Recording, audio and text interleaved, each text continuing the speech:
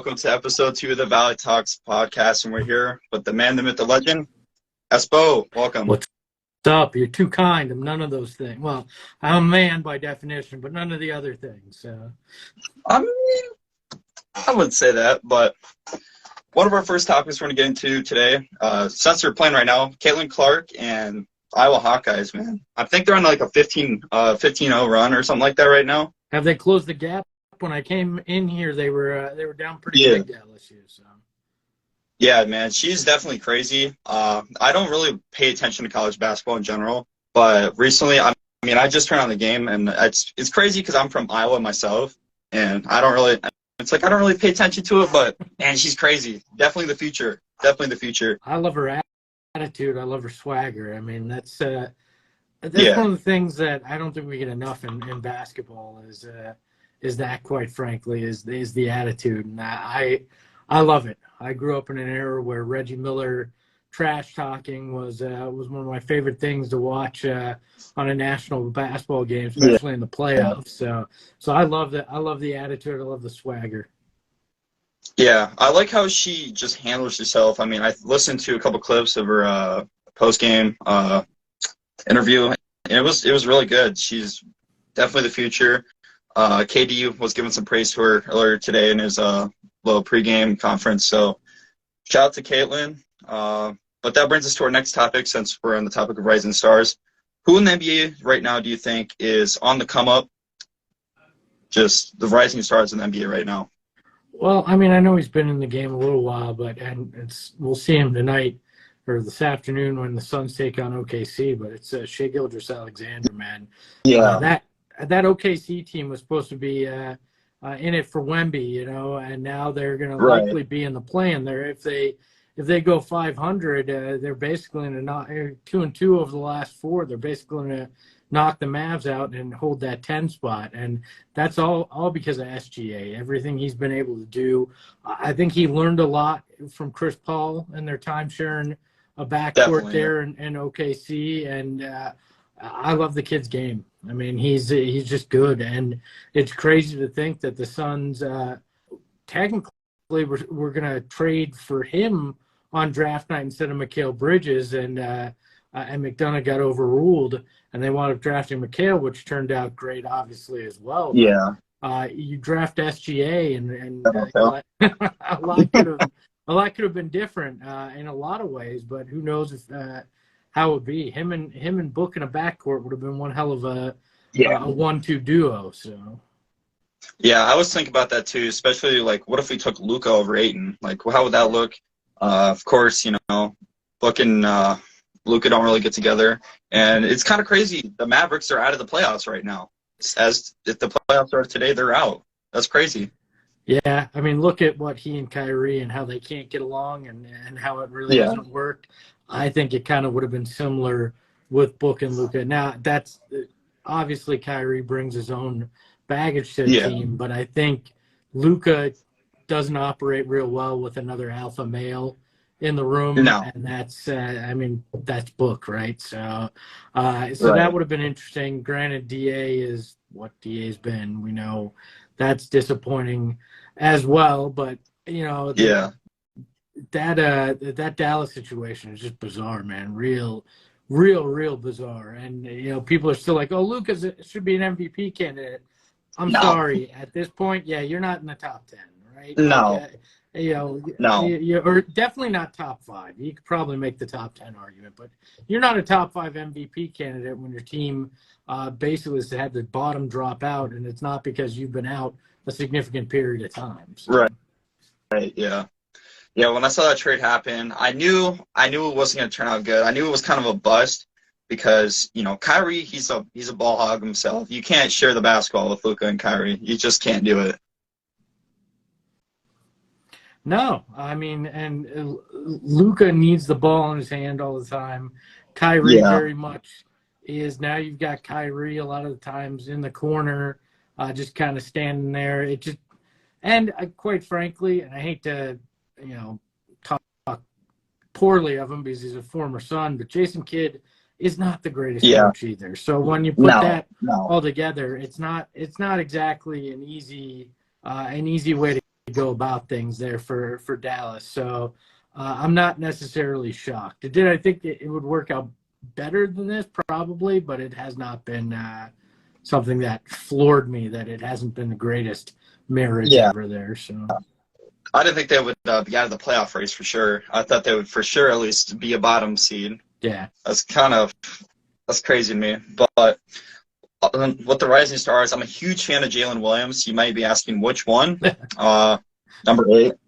The kid, he's talented for sure. I think he was putting up just 20-point games just back to back to back to back. And I think last month. Yeah. I mean, you give Sam Presti a lot of credit for what the talent he's been able to find and everything. I mean, he's good at what he does, and that team is good. And look, there's so much young talent in this league, man, and so much more on the horizon too. I mean, this draft, Wemby's good. There's a lot of Scoot's good. There's a lot of young talent that's going to come in this next draft too, and I think that's why expansion likely is going to happen, because there is a lot of talent in this league now. This isn't like you're hurting for talent, and adding 2 more teams is going to really cause an issue. I think there's enough young guys to go around to keep this thing interesting. So, where would you like to see 2 expansion teams, I guess, be at for locations? Vegas is likely. But it has to be Seattle first and foremost. I mean, the Sonics never should have left Seattle. No, I understand that OKC has supported this team, but Seattle never. The Sonics always should be a part of the NBA. That fan base supported them. They were such a, they were great in the 70s. They're great in the 90s. They're just a team that was always felt like they were always good, and yet they got ripped away from that city. So definitely Seattle. I think Vegas is the other one, but quite frankly, I wouldn't mind seeing Vancouver back too. I think they got a raw deal. Beautiful city.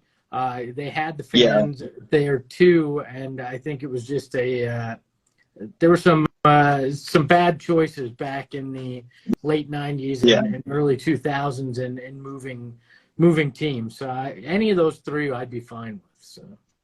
I would like to see Mexico, honestly. I think that was brought up. I would like to see that because I think they played a couple games there, and the crowd always shows out. So I think a team in Mexico would be awesome. Yeah, and I think it's going to eventually happen. I don't know if it's this round of expansion. Right. It might be the next one, because this league definitely is an international league, and you've already got the team in Toronto, so you got one in Canada. I think Mexico City makes sense. I think they've probably, not to get into political stuff, but some of the climate there maybe needs to a notch or 2 down at some point. But everything I've heard, it sounds like that's very much on the horizon, and maybe they surprise us. Maybe it isn't Vegas. Maybe it is Mexico City, and Vegas is the one after that, in the expansion after that. But I think we're going to see it in the next couple of years. Now that the CBA is settled through the rest of this decade, I think that was probably one of the big hurdles. And now they'll look at that expansion seriously, because you're going to get $1 billion a pop in expansion fees, to get these teams in the league, and owners are going to like that, because they still lost that money in the COVID year, and this makes up for some of that lost money, the revenue that the league had. So I think expansion happens by the end of this decade, if not earlier.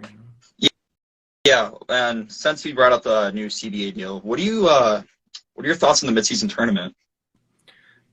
I'm not sure yet, because I don't fully understand how it's gonna work out. I mean, they claim I'm confused as well. Yeah, they claim the winners, or the championship game participants are only going to play one more regular season game. So those 2 teams will play 83, or 1 extra game, and it won't count in their ranking or anything. They'll just play an additional 83rd game. And okay, but how how does it work? How do these games fit in your regular season? How does that scheduling work? You know, how do these neutral site games work? Are you taking them the home games away from who? Like Right. so there's things that I wonder about, but I think you could finally make some of that middle of the season feel a little bit more intense because there is something on the line. But the Yeah. question becomes, is money and a trophy going to motivate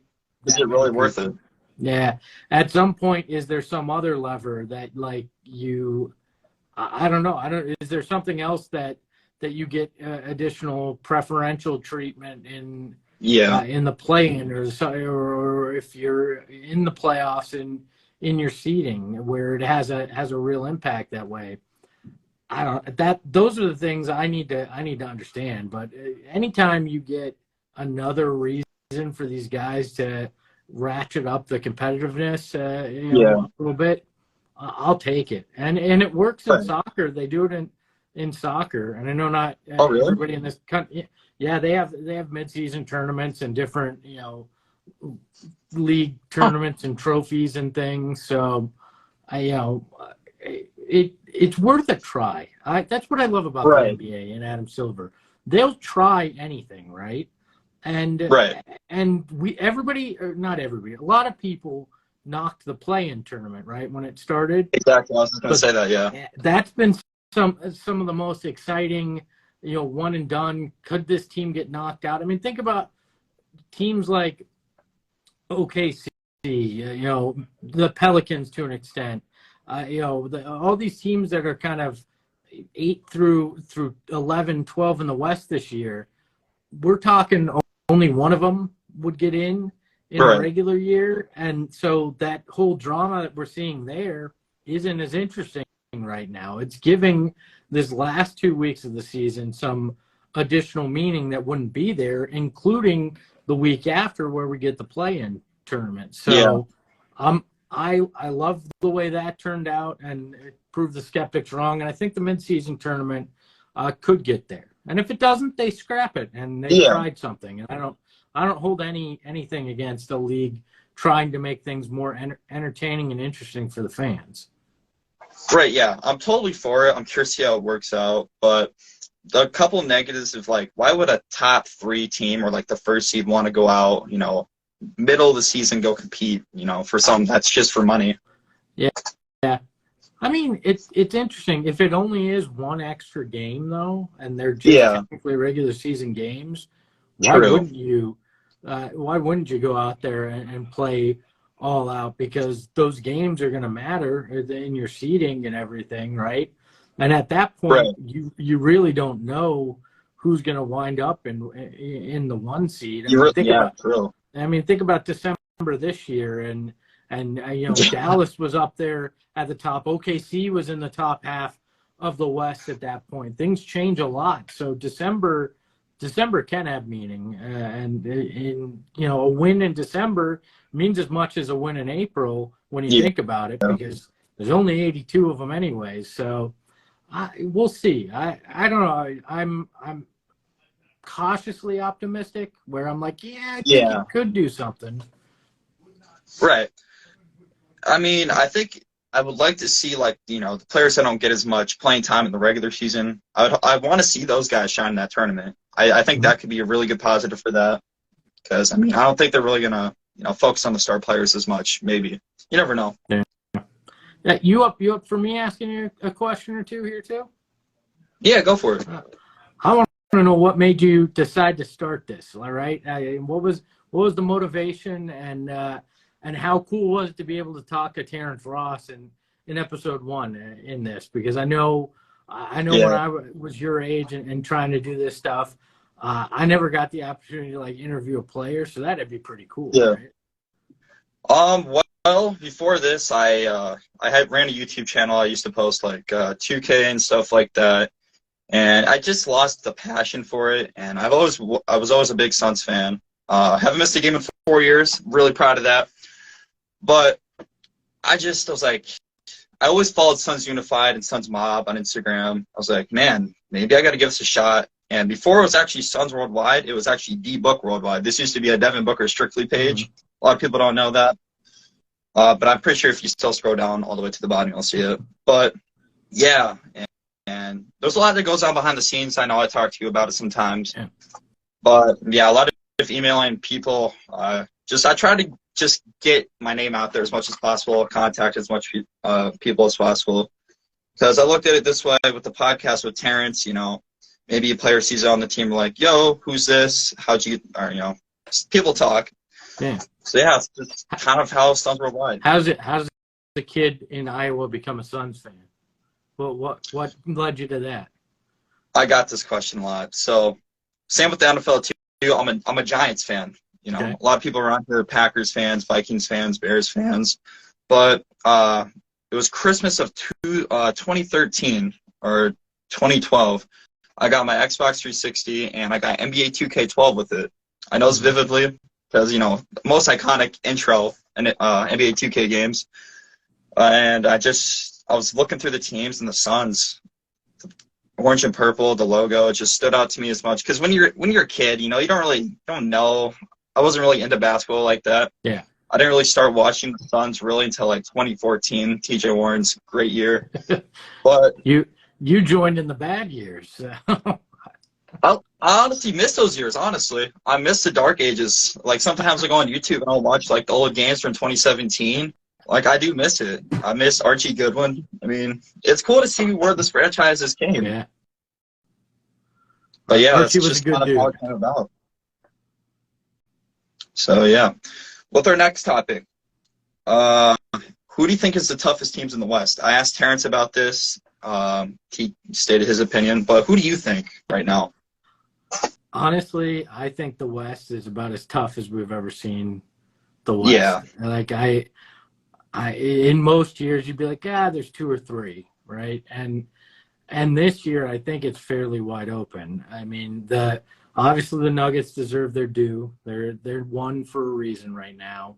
Yeah. Memphis, I don't know what to think about them yet. They are one of the weirder teams I've seen, and so yeah, I'm glad the Suns don't have to face them until potentially a Western Conference Finals at this point. Yeah. Because they're a team that could be otherworldly or completely collapse, and I don't know. Right. Kings have been very good, but they're a team that you're looking at and you're going, okay, not a lot of playoff experience, but could they be the Suns from 2021, where this team with no playoff experience goes on a run and somehow finds themselves in the finals? It wouldn't shock me. Clippers, if they're healthy, still have 2 of the best in the game. The Lakers, if they're healthy, are still scary. But they're also a team that if they wind up in the play-in, wouldn't shock me if they don't make it into the playoffs. They've been so inconsistent. And then the Warriors. Everybody seems to think that, the Warriors are done. But that's still the defending champ. They're still a team that's been a dynasty. And whenever you have Clay and Steph, anything is possible. And that's what scares me about them sitting at 5. Yeah. The Suns may get their toughest matchup in the first round. Round 1 of the entire thing. So it could be good and it could be bad. I mean, there's a lot of positive negatives that come out of that. I'm frankly excited to see if the Warriors stay at the 5th seed or they'll swap with the Clippers again. I'd like to see that matchup, but the Warriors is the team that scares me the most because I know what they do come playoff time. This is usually the time of year, you know, when people start talking about the Warriors, because I think the Warriors usually lose a lot towards the end of the season. Yeah. People are like, oh, Warriors, But when they come playoff time, man, they're the toughest team. Oh, yeah. Like I said, 4-5 with them, not the most, not the thing I was looking most forward to, but I think it could be the best thing to happen to the Suns because they're going to have to be locked in from round 1. There's no coasting. So no, and frankly, I'm pretty excited. And I think one of the biggest advantages the Suns have is the minimum games that we've had with Devin Booker and Kevin Durant. We've only had 5 so far. Today being 6. There's not really a lot of film. I mean, I think it could be dangerous. And I think a lot of teams look at it the same way that, you know, people from outside world look at it too. not a lot of film, not a lot of time together. So it could be pretty scary. Agreed. So yeah, with playoff scenarios right now, what do you think is going to happen? I mean, when the playoffs hit with the plan, what do you think the matchups are going to look like? I really do think it's going to be Suns Warriors. I think we're probably going to see. I think the Lakers get that 7 seed. I think they wind up slotted in there, and the Pels are still good, but man, there's something about this OKC team that I'm like, Yeah, I wouldn't hate seeing them at 8 just because I root for the underdog. yeah, But as a homer, and I'm not gonna lie, I'm a homer. As a homer, I'd love to see the Nuggets have to play the Pelicans in that 1-8. yeah, Because there's a chance they don't get out of that series, and right, I'm okay with that. As much as I'd love that second round matchup, Suns Nuggets. But if the Suns yeah, have to go through the Warriors in round 1, I'd rather not have to go through the 1 seed in round 2. I'd like a little bit of for sure. a breather. But even the Pels, if Zion's back in the play-in and then playing in the playoffs, all of a sudden they're not your typical 8 seed. No, They're just not. So really, they're just gonna have to lock in. There's no easy path here. They're gonna have to beat good teams if they want to find themselves at minimum in the Western Conference Finals. And if they want to be champs, they're gonna have to likely go through the Warriors, Nuggets.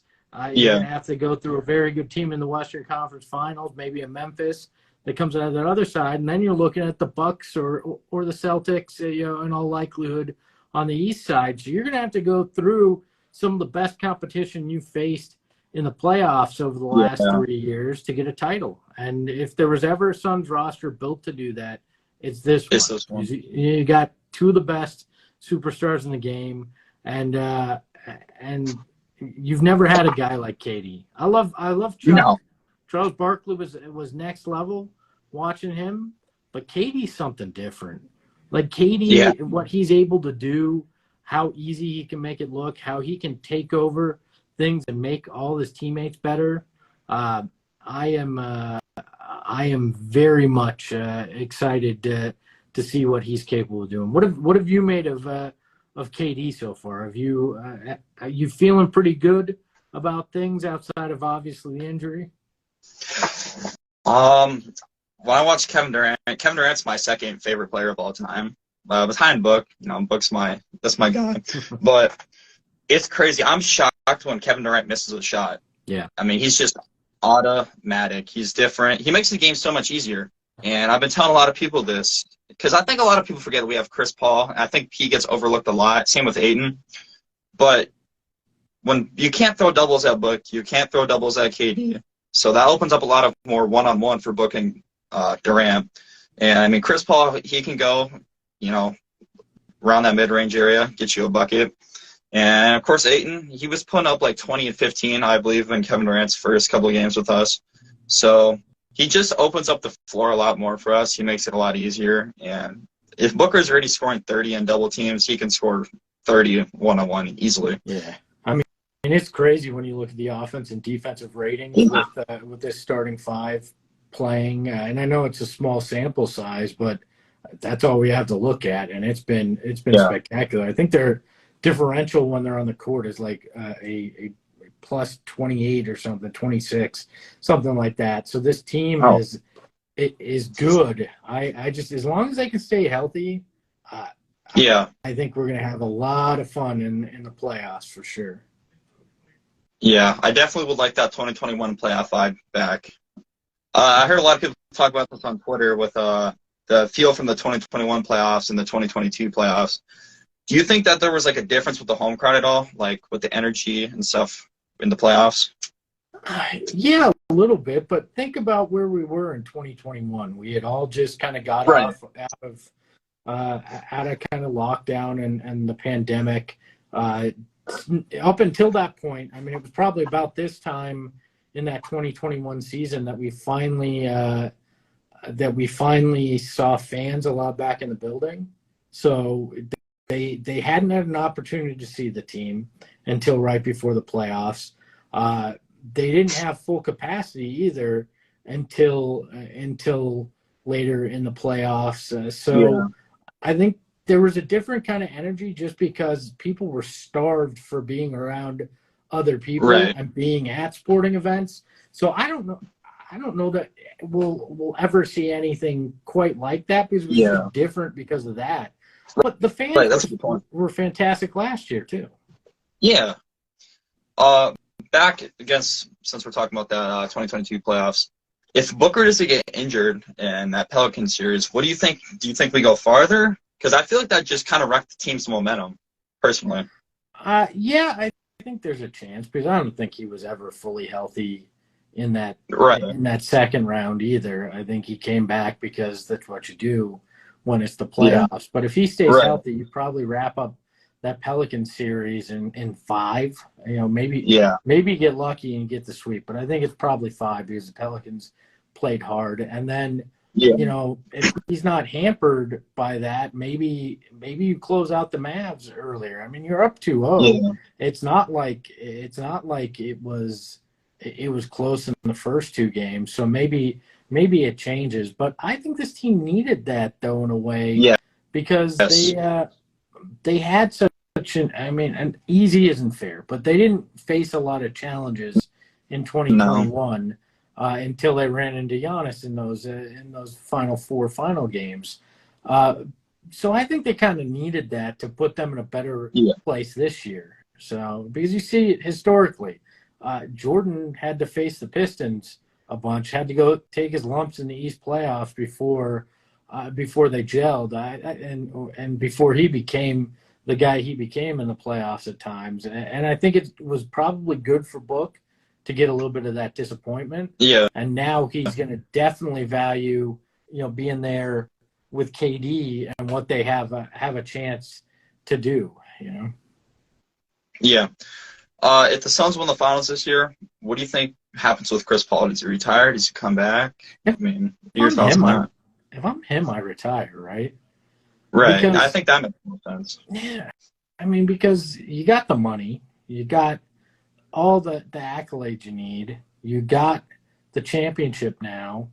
And, you know, he wanted to be in Phoenix because he wanted to be closer to where his kids are in LA. Family's obviously important to him. I think if they win, he retires.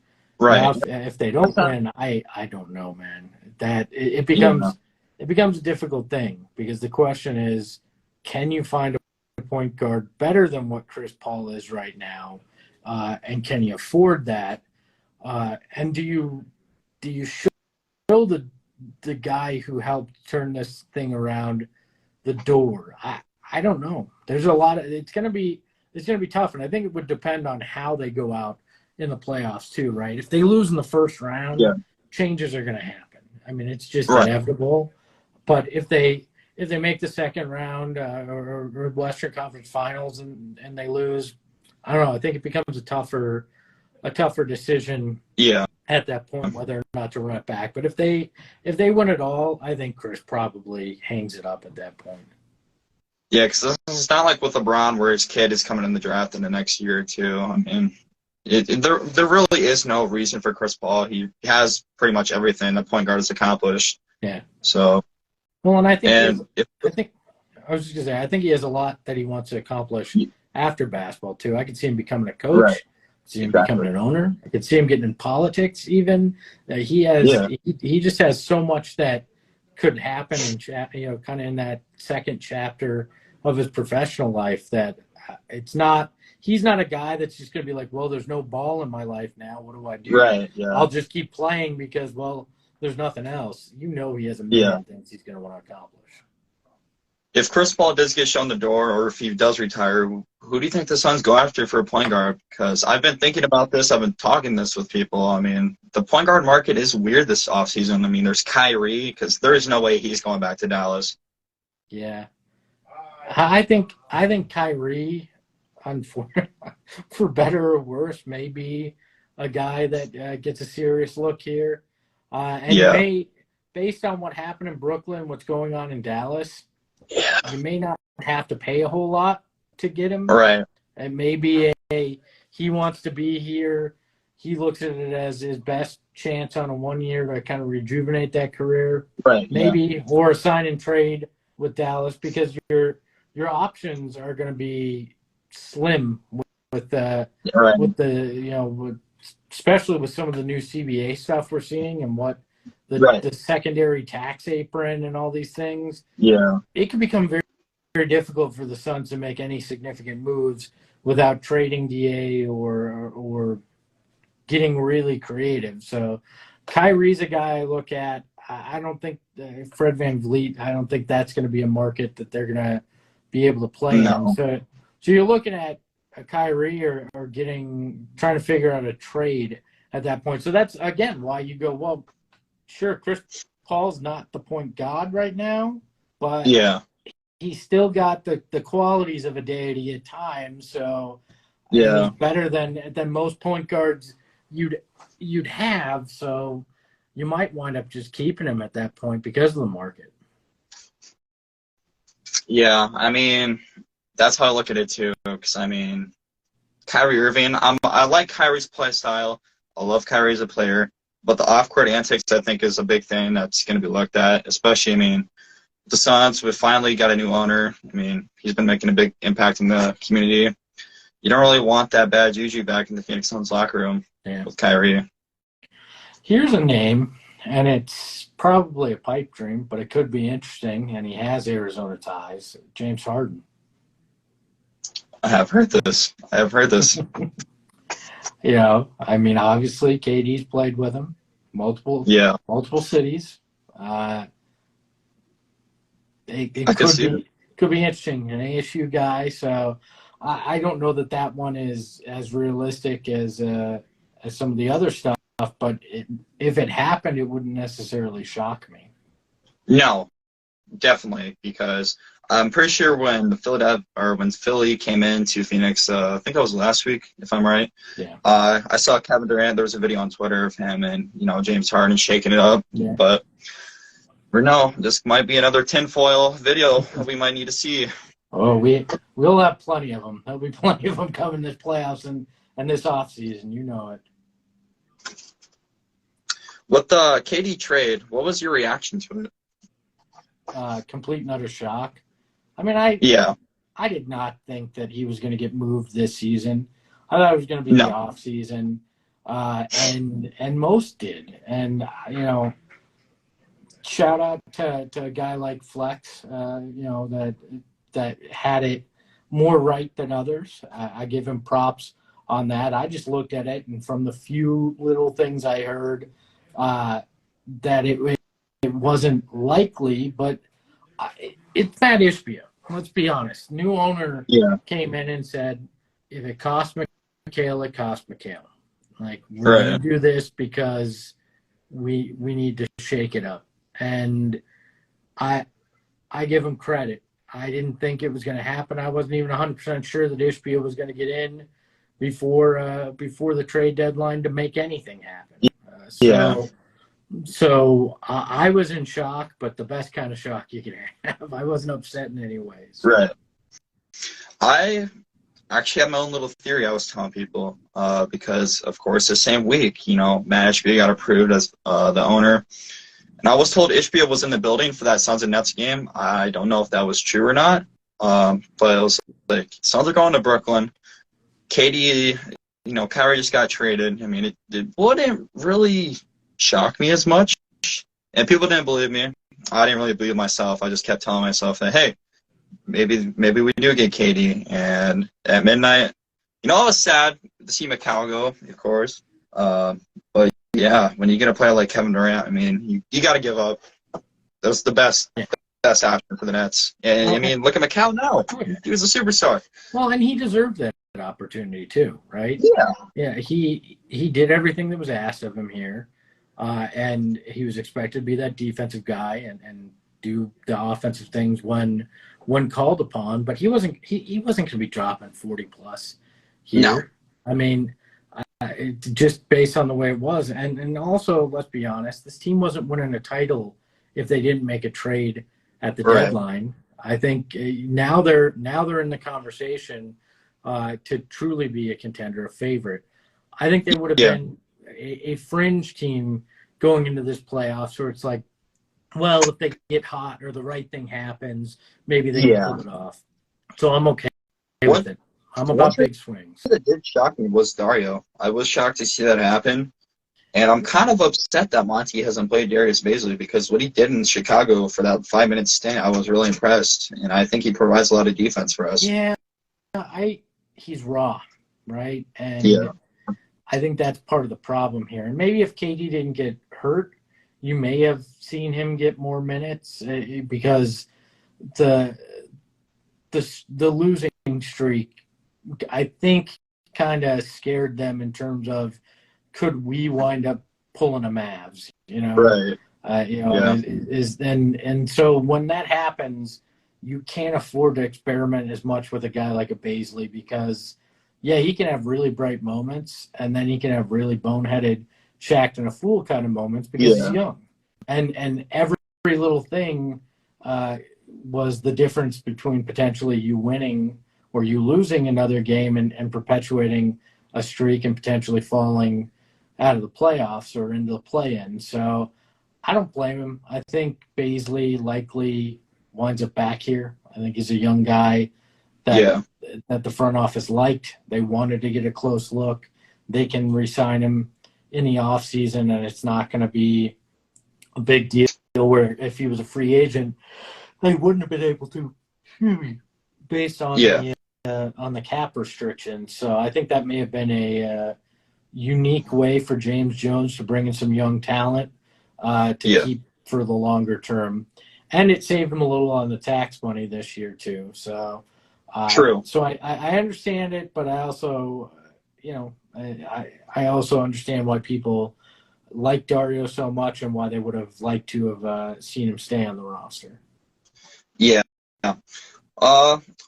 Two topics left. One thing I want to address is, do you think Phoenix will be like a hot commodity for free agency, especially with the new CBA? I know marijuana is now legalized. NBA is allowing that. Do you think that plays a big effect into free agency? I mean, yeah. I mean, everything's a little bit of an advantage, right? And any little thing you can have, that helps. Now that it's not going to be tested for and it's legal here, that obviously is a selling point. But the bigger selling point is, hey, Devin Booker, Kevin Durant, and a potential championship, so let's start there. And I think we'll see guys take less money, veteran minimum deals, to come be a part of this, where maybe they wouldn't have if it was just Book. KD and Book together, all of a sudden becomes a very enticing option for guys here. So this offseason, I think you're going to see some things that you go, all right, I like that, and it's team friendly, okay, and we'll know exactly why it happens. Since we're an hour, 25 minutes away from tip-off, what do you want to see in the Suns and OKC matchup tonight?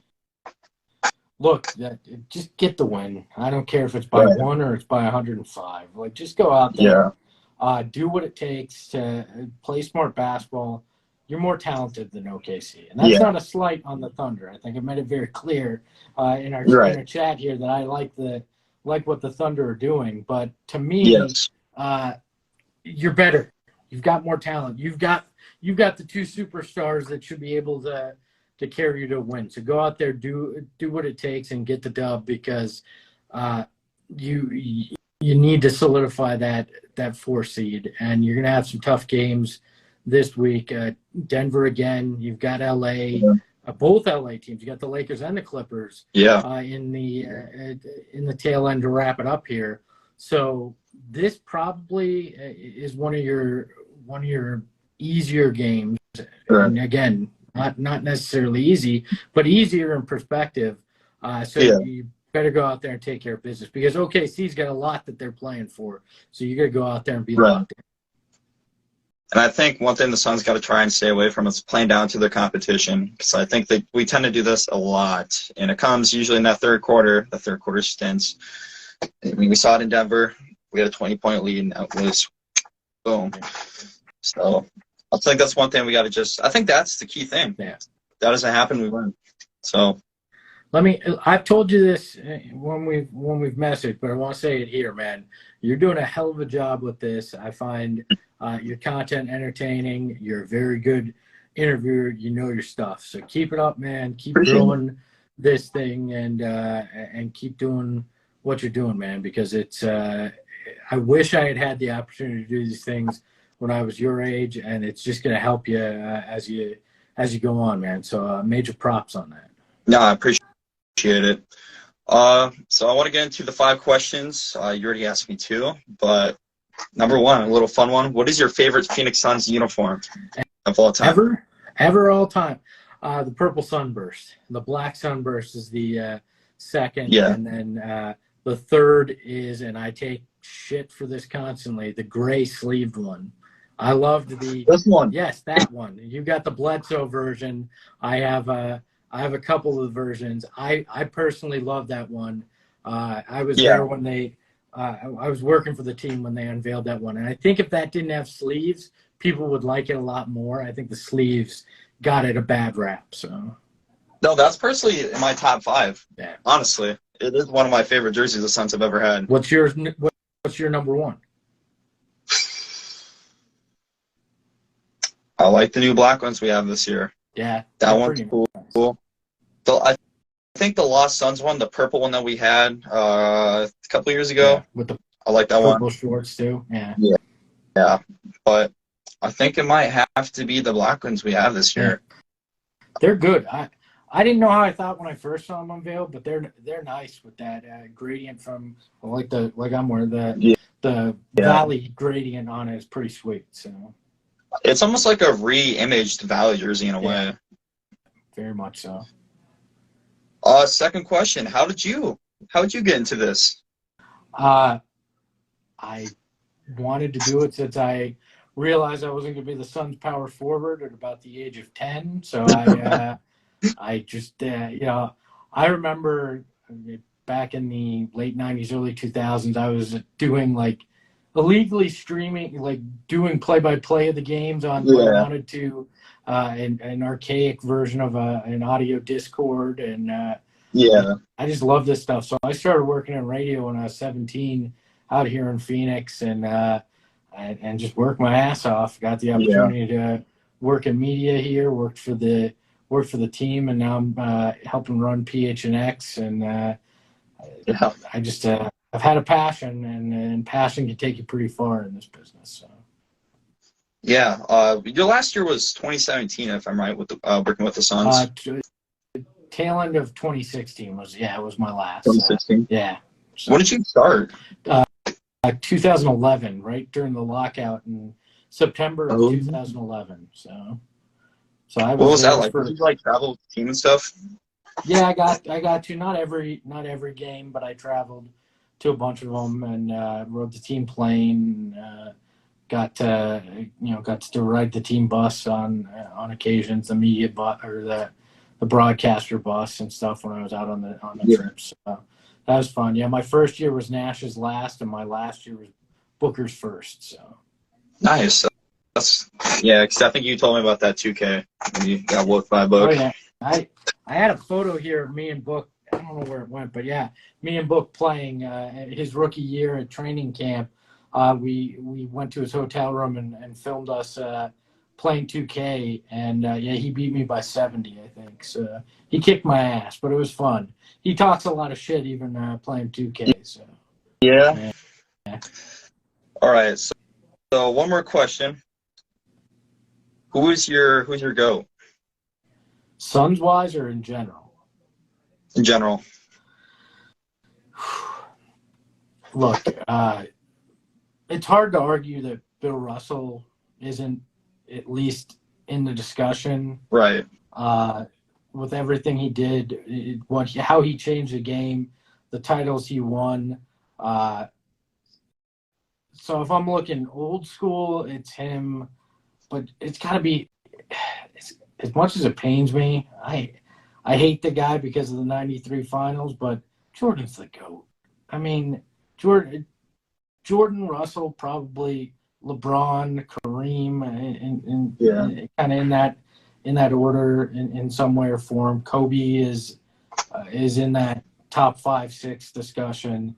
But Jordan, the way what he did, the dunks, the championships, the defense, he was all everything. So I'll go Jordan, even though it hurts my credibility as a Suns person sometimes. How about All you? right. Who's your go? Well,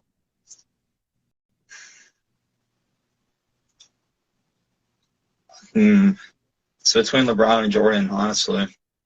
I don't think you can go wrong either way. I mean, LeBron. I only took LeBron because he's been averaging the same stats since he's came in the league. He's been straight out of high school. Of course, he doesn't have as many championships as Jordan, and I mean, he didn't play as many. I mean, he's just the longevity. It's crazy. He has almost every record you can imagine. But yeah, I think LeBron's my GOAT, and I'm curious to see if anybody in this era, goes up to LeBron's and Jordan standards. Who will it be? I'm not sure. Maybe Tatum. I think there's a lot of work for a lot of these young guys to do to get into that conversation. We got a lot of great young guys, a lot of talent, but I don't know that we have anybody that's that level. At least not yet. It'd take a guy or two to take a pretty big jump for us to say that he's on LeBron or Jordan's level. Yeah. Well, Espo, appreciate you coming on for episode 2 of the Valley Talks podcast. Guys, I'm getting better at this eventually. We'll get the hang of this. We're getting there. Episode 2 in the books. Anything you want to say to the viewers before? Yeah. Give him a follow. Give him a like. Find him on all the social platforms. Subscribe to his YouTube. Whatever you need to do. This guy's going places, and you want to be on the ground floor. So get in here now and have some fun along the way. All right. Well, thank you guys for watching. You can catch it on YouTube. You guys saw it live on Instagram. But yeah, appreciate you again, and see you guys in episode 3. Talk soon. Peace out. Bye.